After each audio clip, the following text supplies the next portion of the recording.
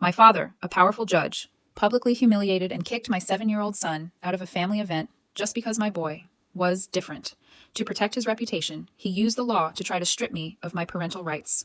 The truth I revealed shattered my father's career beyond repair. Lucas's suit jacket was still buttoned wrong when the courthouse doors shut behind us. One button higher than it should be, like he'd been trying to look correct fast enough to deserve staying. His cheeks were wet. Not loud crying anymore, just those quiet, swallowed hiccups that make adults look away because it's easier. Inside the glass, I could see shapes moving, people turning their backs, cameras lowering like nothing happened. My mother didn't follow. My father didn't blink. A black SUV rolled up to the curb, not for us, for him. The driver stepped out and held the rear door open like my father was royalty, not a man who'd just ordered his own grandson removed. Lucas watched it all with his mouth slightly open. "Mom," he whispered, voice small. "Is Grandpa mad at me?" I crouched so my face was level with his. "No," I said steady. "He's scared." Lucas frowned like he didn't know grown-ups could be scared. A flash popped from the steps. A photographer, close enough I could see his press badge swing. "Dr. Marshall," he called. "Was your son invited?" I didn't answer. I just stood, wrapped my coat tighter around Lucas, and walked him to my car. My hands didn't shake until I turned the key. By morning, the clip was everywhere. A 30-second video. Lucas crying, the guard's hand on my elbow, my father in the background like a portrait of dignity. Headlines didn't mention my son's name.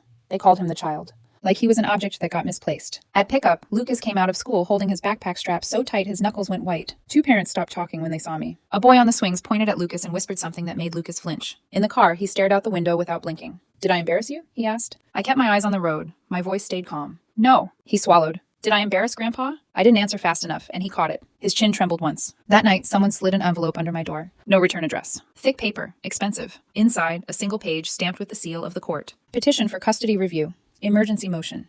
Plaintiff. Richard Marshall. My father's name looked wrong on the top line, like it didn't belong in my home. Lucas padded into the kitchen in socks with rockets on them and saw my face. He stopped, quiet. "Are we in trouble?" he asked. I folded the paper once, then again, sharp edges. "No," I said, "we're in a fight." He nodded like he understood. Like he'd been training for this his whole life. The next morning, my phone rang with an unfamiliar number. I answered anyway. My father's voice came through, low and clean, like he was speaking to a jury. "Quinn, this ends now." I put him on speaker and set my phone on the counter. Not dramatic, just practical. Lucas was at the table, eating cereal. He didn't look up. "You filed against me," I said. "You forced my hand," he replied. No hesitation. "You created a spectacle." My grip tightened around the edge of the counter. "My son asked why he wasn't allowed inside," I said. "That's not a spectacle. That's a question." A pause. Then his voice hardened. "He's complicated," my father said, "and you know that." Lucas's